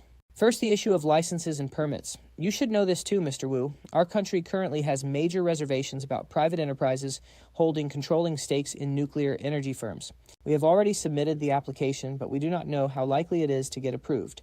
Second, we need to purchase some specialized equipment, materials, and so on. The moment Mr. Wu heard this, he smiled. Got it. That is such a minor issue. I will handle this for you. As long as what you said is true, you do not have to worry about anything at all. In fact, our entire country will stand right behind you while you fight your way through every obstacle. We will block all the storms for you and help you grow. Hearing you say that, Mr. Wu, I feel completely relieved. Lu Chuan broke into a wide smile. All right, this cowardly author is chickening out. I will just keep this part short, otherwise the censorship will go on forever. In the future, do not fixate on details about plot points related to the country, the government, or the logic. Just know what's going on, and that is enough. So, Mr. Wu, let me ask you, does your Navy, or rather the military, have any interest in investing in future energy? Of course, Wu Kai did not stand on ceremony. To be honest, even if you did not ask, I was going to bring this up anyway. We will support you, of course, but we definitely want to be part of this too. Be part of this. That is fine. Lu Chuan nodded. But you will not get a controlling stake. You will have corresponding decision-making power. You can monitor all operations, you get dividends, and you get insider pricing to buy everything you need from future energy. But the technology will remain in my hands. I am the only one who calls the shots. If you do not agree to these terms, then there is nothing to discuss. Be gentle when you need to be gentle. Be tough. Lu Chuan was definitely not going to be a doormat. He was not scared at all, to be honest. After all, he was fighting for his own interests, and this was not just about interests anyway. He trusted the country, but he still had to keep a backup plan for himself. The formula for synthesizing the Chuan element, he would never reveal that to anyone. As for whether they would force him, well, he still had to keep a backup plan. The formula for synthesizing the Chuan element, he would never reveal to anyone. As for whether they would force him to do anything, Lu Chuan believed they would not be foolish enough to kill the goose that lays the golden eggs. He was only 21 years old, and he had already developed controllable nuclear fusion. With a technology like that, if they gave him a little more time, there's no telling how far he could go. It was literally unimaginable. If they made a move against him now, unless they were completely brainless and wanted their heads bashed in 100 times, they would never do something so stupid. Any normal person would know they should stay on good terms with him and build a close, cooperative relationship instead. Besides, the terms he offered were more than fair, right? I have no issue with this in principle, but I cannot speak for the entire country. You understand that, right? Wu Kai said, after a brief pause. I will report this right away and do my best to get it approved. It should not be a big issue. Worst case, I will scream at all of them. If that still did not work, Wu Kai was ready to roll up his sleeves. Then I will be troubling you, Mr. Wu, Lu Chuan said with a smile. Here is my condition. You put up 200 billion yen for a 20% stake. That was fair, Mr. Wu nodded. 200 billion for a 20% stake might seem like a small share, but do not forget what this project is for. Then I will wait for your good news. No problem. I will arrange it right away. Wu Kai stood up and left immediately. Right after he got in the car, he started making arrangements. First, he made a phone call to the top official of the Industry and Commerce Department. Right at this moment, that official was listening to Chen Wenbin's report and chewing him out like crazy. What do you mean the military will get involved? How come I did not get any notification?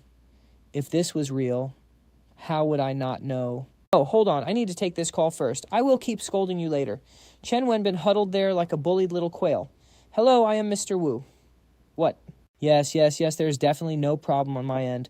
Don't worry, I will take on anyone who tries to stop this. After the official hung up, Chen Wenbin, still nervous, kept saying, Yes, there is absolutely no issue on my side. Rest assured, I will fight anyone who stands in the way. After the call ended, Chen Wenbin was shocked to find that his old leader's attitude had done a complete 180. Hey, Xiao Chen, I have noticed your hard work all these years.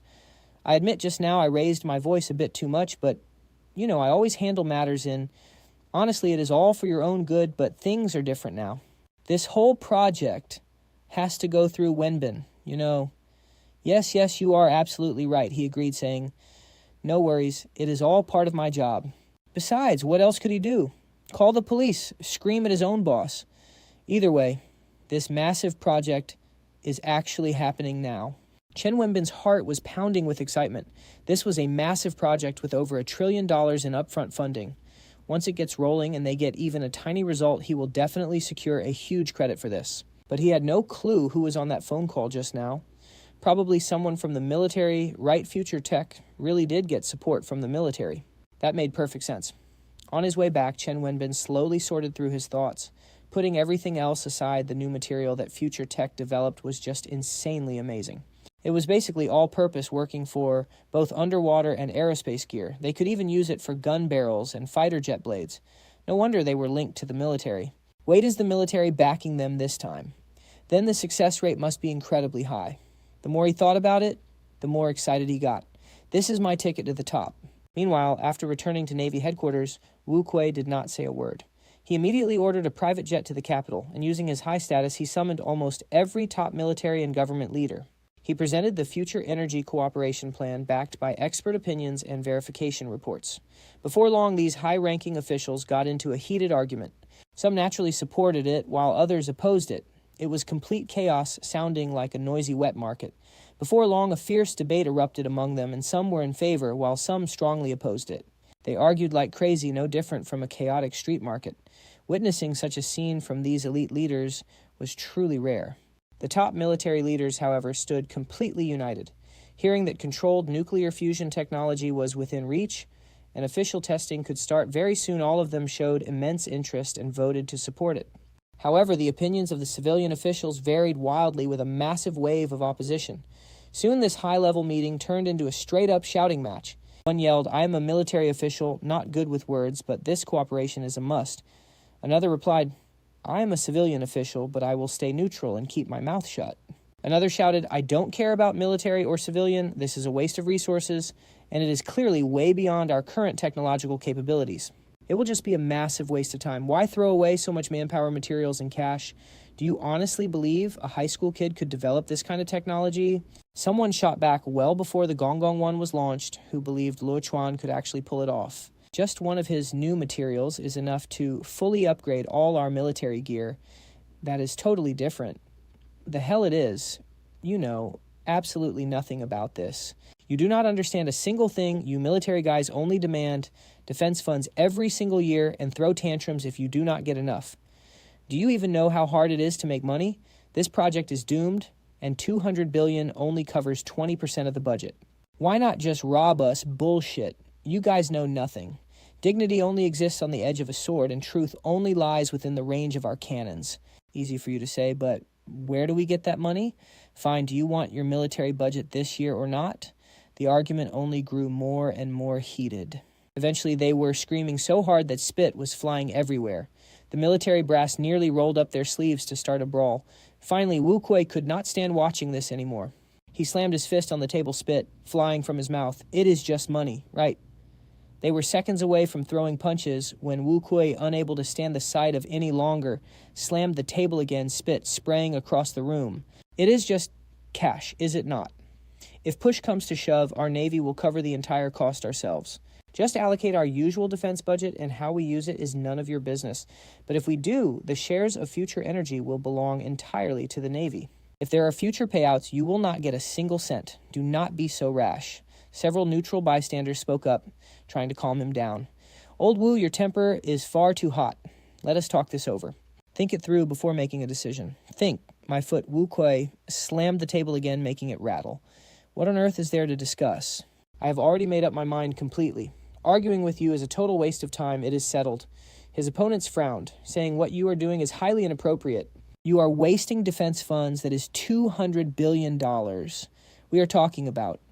You are not even willing to invest, yet. You demand cutting-edge technology. You are worse than a brute like me. This is final. Several other top military officers offered to help share the massive cost, but a furious Wu Kui flatly refused them. insisting the Navy would handle it alone. He then stormed out, ending the meeting on a bitter note. On the flight back, Llewellyn asked worriedly, "Sir, is this really a good idea? I mean, what if they simply refuse to fork over the funds?" Wu Kuei scoffed, "I only went there to inform them of what I am going to do. This way, no matter how this plays out later, they have been properly notified. Nobody can use this as an excuse to target me. Besides, do you really think I want their cash? Honestly, I have complete faith in this partnership. Once we succeed, our Navy will never have to worry about budgets again. Right now, we beg everyone we know for funding every year. But afterward, they will be the ones begging to hand over cash. Whether we accept depends on our mood." Llewellyn nudged his gold-rimmed glasses up slightly. "Even before the partnership succeeds, they will beg to give us funds and we will decide based on our mood." Llewellyn nudged his gold-rimmed glasses again, keeping quiet. It all sounded fine on the surface, but he was smiling bitterly inside. "If this fails, not even you will be able to take the fall, sir." But seeing how confident Wu Kuei was, he did not want to spoil the mood and could only worry silently. The next morning, Luo Chuan had just arrived at the office when Wu Kuei appeared with his team and the contract. Good news always puts people in high spirits, and Wu Kuei was beaming. Already in his early 70s, he was so full of energy that he seemed to have aged backward at least 15 years in a single day. "It is done. I brought the contract signed and sealed by both the military and government. It is 100% official. Outstanding, that is incredible." Luo Chuan was thrilled, but he completely ignored the claims of a zero-risk deal. It might be fine right now, but there is no telling what will happen down the road. Especially if Wu Kuei is gone, who knows what kind of opportunists will pop up. That is why we must keep some aces hidden. These secret assets are not just the critical, confidential formulas or core components. They also include the power to turn the tide when backed into a corner. At the very least, you must be able to protect yourself and keep the people he cared about safe. He already had a rough plan. Once they nailed the controlled nuclear fusion technology, they could get started. Fortunately, they had plenty of time since, judging by Wu Kui's current health, everything should be fine as long as nothing unexpected happens. Let us sign the contract. Wu Kui was even more anxious than Luo Chuan to finish. "We cannot afford to take it slow. Our Navy has been held back for way too long. Even though that massive warship is nearly ready to launch, it is still not enough. No aircraft carriers means no say in global affairs. Without nuclear-powered carriers, we remain at a disadvantage. But if we build one powered by controlled nuclear fusion, who would dare act tough in front of us?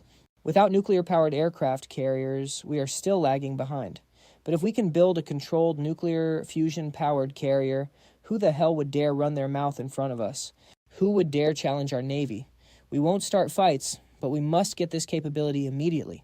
That way, when we face provocation, no matter who we are up against, we can strike back with overwhelming force to make them beg for mercy. Do not rush. This is a four-party cooperation. The others should be here soon." Lu Chuan told everyone to calm down. Your father-in-law and who else, Ah Fu and Xiao Wang Wu Kai, suddenly realized Xiao Wang is actually pretty reliable. He is from a military background, and his wife is too. I am fine with waiting for them to arrive before we sign. Luo Chuan raised an eyebrow. It seemed old Wang's background was no ordinary one either. It made sense. Without that kind of backing, after Gong Gong #1 was released, I probably would not have had such a smooth ride. After all, plenty of people are eyeing this technology. It is not just foreign rivals. Often insiders are the most troublesome and difficult to deal with. Yet I have not run into a single one of them. Clearly, old Wang from Huafu holds substantial influence.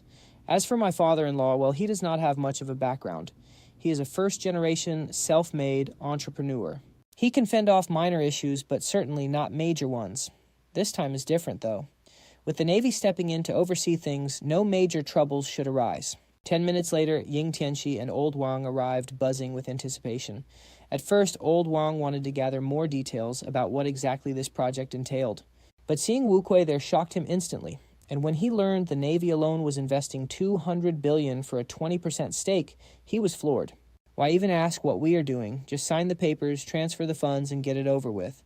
It was only after signing the contract when Lu Chuan revealed the project that Old Wang froze. Controlled nuclear fusion energy. It was only after they signed, and Lu Chuan shared the details, that Old Wang stood dumbfounded. Weight-controlled nuclear fusion. Can I still back out? Of course, he was only joking. Despite his shock, having Wu Kui and the Navy on board gave Old Wang a glimmer of hope. Lu Chuan then pulled out a purchasing list, handing copies to both Old Wang and Ying Tianxi. Uncle Ying, Uncle Wang, We are all partners here, so I will be direct. Future Tech has already angered all the major foreign enterprises. If we try importing under a Future Energy, they will certainly make life difficult for us. We do not have time for that hassle, nor do we want to argue with them. So here is the plan. I want you two to use the names of Wafu Group and Yingtian Finance to purchase these materials. Then Future Energy will buy them from you at cost price. Next, we need 10 units of the most advanced quantum colliders as soon as possible. And before the supplier delivers these goods, not a single word must leak. We cannot let foreign competitors know they are destined for Future Energy. The two nodded immediately, agreeing it was no trouble. As long as there is no official ban, we will be fine for now. As for what comes next, Old Wang sighed. What you did earlier was bold, but you have essentially offended every foreign enterprise and country out there. Once they start pushing back in earnest, Future Tech is going to face a very rough road ahead. Moving forward, this day was inevitable, and Lu Chuan was fully prepared. He smiled, saying, as long as we are strong enough, every problem will solve itself. Believe me, soon, their products will not even be necessary. Within 3 to 5 years, they will be begging us to take their cutting-edge technology, and we might reject it because we do not think it is good enough. Well said, Wu Kuei slammed the table. I love that confidence, kid. You are only young once, so be bold. Being bold is exactly the right path. We will make them look up to us. Wu Kuei slammed the table again, cheering on the young man's fearless and daring attitude. We are going to leave them so far behind they cannot even touch us. Now that the contracts are signed and the funds are moving, there is one more urgent matter. We must arrange security immediately before this goes public and it is too late. He stared at Lu Chuan, his expression growing exceptionally serious. Lu Chuan rubbed his chin, looking utterly confused. Wu Kai shook his head and sighed. This is about your personal safety. Right now, your protection is our absolute priority. Once we successfully develop controllable nuclear fusion, there is no way it remains a secret. We might be able to restrict access to the technology, but we cannot block the news entirely. Once word gets out, you will become the target of every hostile country and foreign organization. They will want to capture you, and if they cannot, they will destroy you. Ying Tianxi took over, his face pale with tension. He had only been focused on the excitement earlier and had not considered this. Exactly, Old Wang nodded. The darkness of the real world is far scarier than you can possibly imagine. Even thriller novels only show the tip of the iceberg. It is not just hostile nations. Even neutral countries and certainly energy and resource-rich empires will not be able to sit still. This breakthrough will instantly drag them from heaven straight to hell. Actually, when you think about it, there is not a single nation that does not covet this technology. At the same time, those global superpowers will never want to see us rise, and you will become a thorn in their side. They would love to force you to work for them, but if they cannot, they will simply. Old Wang made a throat-slitting gesture. Your safety must be fully guaranteed, Wu Kai continued. We need the highest level of protection. I will deploy 2 tactical squads to rotate on 24-hour shifts.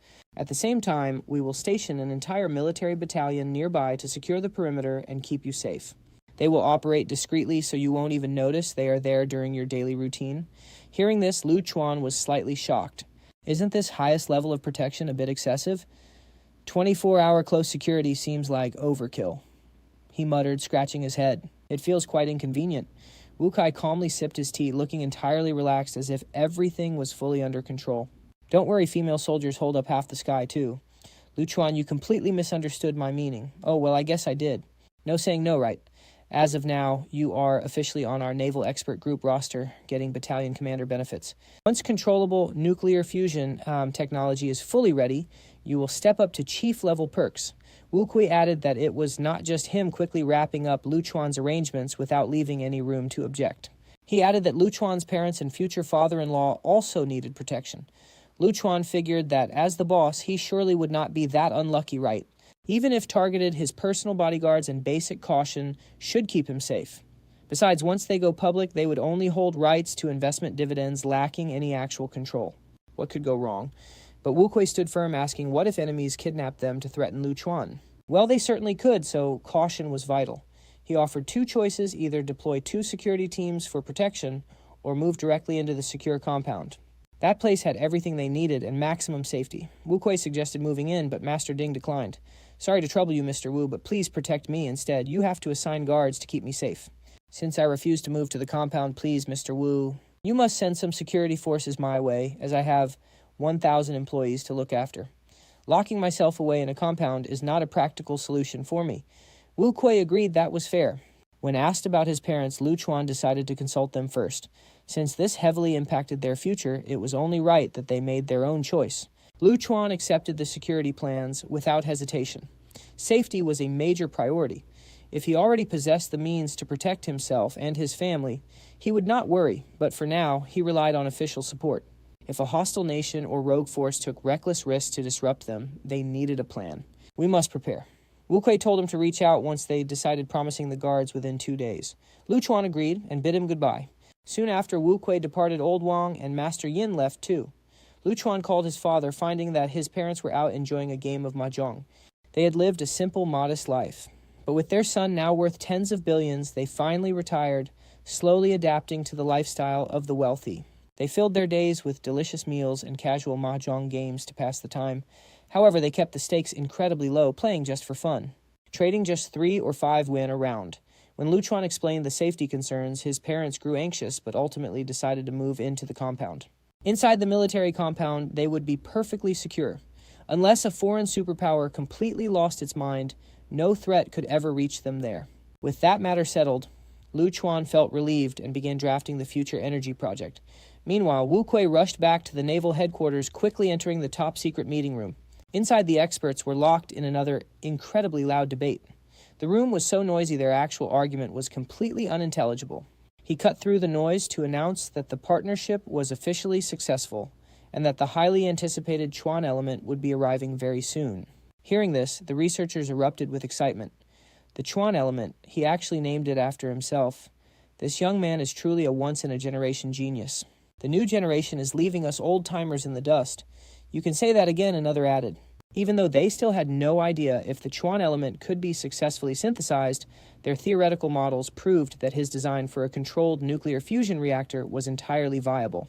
Even without that specific element, his innovative materials offered incredible inspiration, saving them years of tedious trial and error. It was hard to believe a 21-year-old college dropout possessed such staggering talent. Did he secretly evolve while leaving the rest of humanity behind? Their praise grew more wild by the minute. Wu Kui's lips twitched. While he agreed the kid was a genius, the evolution theory was absurd. He paused, then raised a crucial question. If element 115 is successfully synthesized and matches the data, how long will it take to build and deploy the fusion reactor? Once we successfully deploy it, the massive energy limitations holding back our nuclear-powered aircraft carriers should be completely a thing of the past, right? The experts fell dead silent. Several of them started twitching while others openly rolled their eyes. One of them spoke up, asking if he was serious. "You are our superior, but do you actually understand what nuclear fusion is? Once we achieve this, the energy limits of a single aircraft carrier are nothing. Forget sailing. Even if you made that massive ship fly through the sky for 5 years straight, you would never run out of juice or need a recharge. Worrying about simple power consumption once we have a fully functional fusion reactor is completely absurd. Energy scarcity would instantly become a thing of the past. If we master this technology, energy will never be a concern again. Unless we advance to some distant future era with massive power-guzzling tech, we are set for life."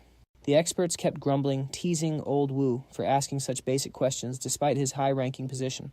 "You authorized $200 billion in military funds for this partnership, so you must realize how monumental this clean energy breakthrough actually is. That $200 billion was earmarked for carrier construction, yet you redirected it without fully understanding the tech." The scientist was only joking, but Wu Kui took it straight to heart. Even though he was getting roasted by his team, he felt incredibly thrilled. Hearing just how powerful this reactor would be sent his spirits sky high. Suddenly, a wild idea struck him. "You said even if we built a flying aircraft carrier, energy would not be an issue." Of course, the experts answered, chuckling at the obvious question. Wu Kui leaned in, eyes shining. "What if we actually build a flying carrier? We scrap our current blueprint and leap straight to the future. I'm talking about building an actual aerospace carrier." The room went dead silent. An aerospace carrier. Are you insane? That is not just a shortcut. It is skipping several generations of military science. But wait a second. Actually, hold on. The more you think about it, the more plausible it sounds. Our primary bottleneck was always fuel, and fusion solves that instantly. Even if our initial thrusters are highly inefficient and the conversion rate is poor, having an almost infinite power supply means those issues are trivial. But what about the thruster materials? That is not a barrier either. With the advanced formulas Luchuan provided, that obstacle is already solved. Materials are not a problem. This new substance Luchuan created is insanely durable. With raw strength like that, even if we launch a ship into the sky, it can fly for 3 to 5 months straight, no problem. Plus, it is dirt cheap. If we build that aerospace carrier, replacing thruster parts every 3 to 5 months is nothing. As they spoke, the scientists grew increasingly thrilled. Even the veteran designers originally tasked with building traditional aircraft carriers grabbed blank paper and immediately began sketching out new plans. Who knows if it will work? We have nothing else to do, and waiting around is torture. Might as well start now. What if it succeeds? They jumped right in. Luchuan was not slacking off either. The next day, 2 personal security teams arrived for duty. 6 guards per squad, all young female soldiers, but their skills were top tier. They might not have the flashy glamour of celebrities or internet influencers, but with a touch of makeup, they were still incredibly attractive. They easily ranked 8 out of 10 in looks. These women proved they were just as capable as men, carrying a fierce, heroic aura. "Sir, we are here to report for duty as ordered." They saluted Luchuan in perfect unison. Scratching his head, Luchuan said, "I am not your superior. Report, sir, we are ordered to protect the superior. You are the target, so you are the boss. All right, then. What are your names?" "Report, sir, I am Long Kai, leader of Squad 1. Ma Xiaoling, Squad 2. After their quick introductions, Luchuan said thoughtfully, "Starting today, you must wear casual clothes. Those military uniforms are just too eye-catching." "Yes, sir, what is the second point?" "Stop calling me sir. Just call me Mr. Liu. Your public role is my personal assistant." "Yes, Mr. Liu. Right from this, Mr. Liu." Right from this moment on, there were 6 extra people surrounding Luchuan and Yinri Chu at all times. The 2 squads rotated shifts for airtight protection. Extremely attentive to every detail, they followed and helped them wherever they went, and handled driving and security duties. Even when he went to the restroom, 2 guards waited outside. When he slept, 2 stood watch at his door, while the other 2 rested in adjacent rooms waiting for their shifts. With daily rotations, the setup made Luchuan quite uncomfortable, even though he felt incredibly safe. Besides, these elite military women were highly attractive, but knowing someone was constantly standing outside his door made him quiet down for every little thing he did. Soon he grew used to it. In just 7 days, every single material and piece of equipment required to synthesize the Chuan element had arrived. After all, most issues in this world are easily settled with cash. Problems that money can solve are never real problems anyway. Building a lab from scratch took too long, so they simply bought an existing facility. For imported equipment and raw materials, they threw cash at the sellers. If new machines were unavailable, they sourced second-hand ones. They even offered prices 10 to 20% higher than retail. "Will you sell? If not, we will find another supplier. If nobody agrees, we just raise the price even further. As long as it is not absurd, just buy it without question." Eventually, inside Future Energy's physics lab, number 110 quantum colliders sat in a circle. The main entrance was sealed shut. Secretary Zhang and 2 security details stood watch outside, leaving only Luchuan and Yinri Chu inside the massive laboratory. "Why don't you wait outside as well?" Luchuan asked, gazing at Yinri Chu. "This process takes time and there is a level of danger." "No, I am staying," Yinri Chu replied, shaking her head with a soft smile. "Don't worry, I won't get in your way. When you are exhausted, I can support you. Danger does not scare me. I am staying right here. I won't disturb you. When you are tired, I can massage your shoulders, rub your feet, and wipe your sweat. As for danger, I'm not afraid. Wherever you go, I follow." Luchuan smiled warmly, pulling her close for a gentle kiss. Then he whispered, "Get ready, because I might not have much time to focus on you for a while. What I am about to do requires absolute concentration, with 0 room for error. That is fine. As long as I can watch you, I am happy. Have you not heard the saying, 'Focused men are the most attractive'?" Luchuan packed some military rations, and 30 minutes later, the intense labor began. First, they had to hook up the 10 quantum colliders in series for synchronized operation. Luchuan started working disassembling key components and preparing the various parts that required modification for either series or parallel connections, completing each step methodically. With his current knowledge, he actually had access to far more advanced quantum collider designs and experimental methods. Building those would mean a single quantum collider could do the job, but it was too tedious and incredibly slow. Too many underlying technologies still needed cracking and actual integration. Starting entirely from scratch would easily double their original timeline. Aside from that, the only viable path was linking up 10 units of the world's most advanced quantum colliders in series. Once activated, they could trigger Chuan element synthesis. From there, the workload became completely demanding. Lu Chuan worked himself to the bone. Normally, he was a goofy, laid-back guy who took life easy, spending free time clinging to Yin Ruchu or building toys. Yin Ruchu always spoiled him, letting him chase whatever wild ideas crossed his mind. But when it was time to lock in, Lu Chuan never slacked off. He worked tirelessly, losing all concept of time. Swamped day and night, even when totally drained from consecutive shifts, Lu Chuan pushed forward without holding back. He pushed himself so hard he forgot the date entirely. Operating around the clock, the calendar meant nothing anymore. Meanwhile, the education department was at a complete loss, and department officials and staff had no idea what to do. The leaders sat together, trading silent glances, but nobody dared speak first. After a long, agonizing silence, someone finally blurted out, "What do we do?" The general director rolled his eyes. "I brought you here to find answers, not stare blankly. How on earth do we grade Lu Chuan's exam?" The entire education department leadership bowed their heads, staring at their shoes, hoping to vanish. Nobody made a sound. "Ask us. Who are we supposed to ask?" This situation is a massive headache, and there is zero precedent. Who knows what to do? Nobody gets consecutive perfect scores, but Lu Chuan did exactly that. Especially with the existence of Gong Gong 1, the entire country was watching Lu Chuan. Everyone is guessing his latest score, though the current rumors circulating suggest that almost 99% believe Lu Chuan will get 748. Public buzz is still wild, especially with exam scores releasing in 2 days. Under normal conditions, this would be easy. They could just award whatever score he earned. Even repeating last year's drama would be fine, but here is the catch. The data on hand is completely broken. The science section is worth 300 points, but Lu Chuan's score shows 0. Not that he failed everything, we don't even have his answer sheet. What do? We can't just give him a 0. Knowing Lu Chuan's temper, he'll throw a fit. Not that we're scared of him, but if this gets out, it will ruin the education department's reputation, giving him a perfect score. No, that makes no sense either. It is just way too ridiculous. How is that possible? We haven't even seen his answer sheet, and we just hand him a perfect score. That's complete nonsense. Why not just give him 298 points, someone suggested. This came after a tense silence. The director general initially thought a perfect score was total nonsense. How about just giving him 298 points instead? Someone pitched this idea, but after the director general thought it over, he still felt it was inappropriate.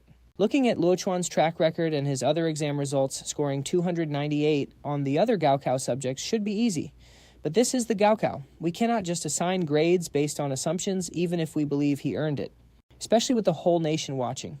What if Lu Chuan insists he got a perfect score and demands we release his answer sheet for the public to grade? Nothing seemed to work, and everyone in the room had a massive headache. The silence was heavy. But then the director general actually came up with a genius plan. All right, here's the plan. Send 2 people to the Navy headquarters to retrieve that answer sheet. If they won't hand it over, then verify his answers right there on site. If that fails too, just ask them what score to give him. It actually sounded like a solid plan, but who would go? Nobody wanted to volunteer for this. Everyone hung their heads in silence. Naturally, 2 unlucky souls got picked. Zhao Shenyan and Lei Jun, both over 50, were assigned the daunting task. They rushed to Shenzhen overnight, utterly miserable. Standing outside the Navy gates, they were both trembling. "Old Lei, you go talk to them. Why don't you go first?" "Oh, ladies first, obviously." Soon the news reached the meeting room. When Wu Kui heard it, he stared at the education experts. They want the answer sheet back. Everyone in the room erupted immediately. No way, that is impossible. Are they kidding? Do they even realize the scale of this? This is not just confidential, it is top secret. We cannot let them take it, but we cannot give Lu Chuan a 0 either. Wu Kui was speechless. Aren't you guys the experts here? You should be able to grade Gaokao questions, right? I will have them send a copy. You guys grade his answers, then give the score to the messengers. The experts agreed. Soon a copy of the exam paper was sent over. A group of elite national-level specialists sat down and started grading the answers together. As they worked through the Gaokao paper, they found it incredibly fascinating. Man, I kind of want to try it too. Maybe I will take the Gaokao next year. Why would you do that? Just to get destroyed by Lu Chuan, we are finished grading. Excluding the extra credit, he got 298 points. But for the physics extra credit, we all agree he deserves perfect marks, making it 299 points. Wu Kui nodded gently. For the biology extra credit, I discussed it with my wife. She thinks his answer is brilliant. Luo Wen go make a trip, and replied to the education officials. Luo Chuan got a perfect score on the science comprehensive exam. A perfect score. After Zhao Xianyan and her partner got the message, their minds went blank. Perfect marks. They kept muttering those words all the way back. Neither of them could process it. Is that even possible? Did we mishear? Unless we both made the same mistake, they definitely said a perfect score, even on those 2 impossible extra credit questions. Back at the education department, when they reported the military's response, the top leadership felt their heads spinning with shock. I'm completely numb. Did they really say that? Are you sure you didn't mishear? How could anyone possibly get perfect marks on those 2 extra credit questions? What is the secret here? After the initial panic, the head of the education department suppressed his shock and asked if they refused to hand over the answer sheet. They won't even let us look at it. They said it is top secret. Zhao Xianyan smiled bitterly. We didn't even see it. They graded it and awarded the perfect score themselves. They asked for the electronic version of the exam first.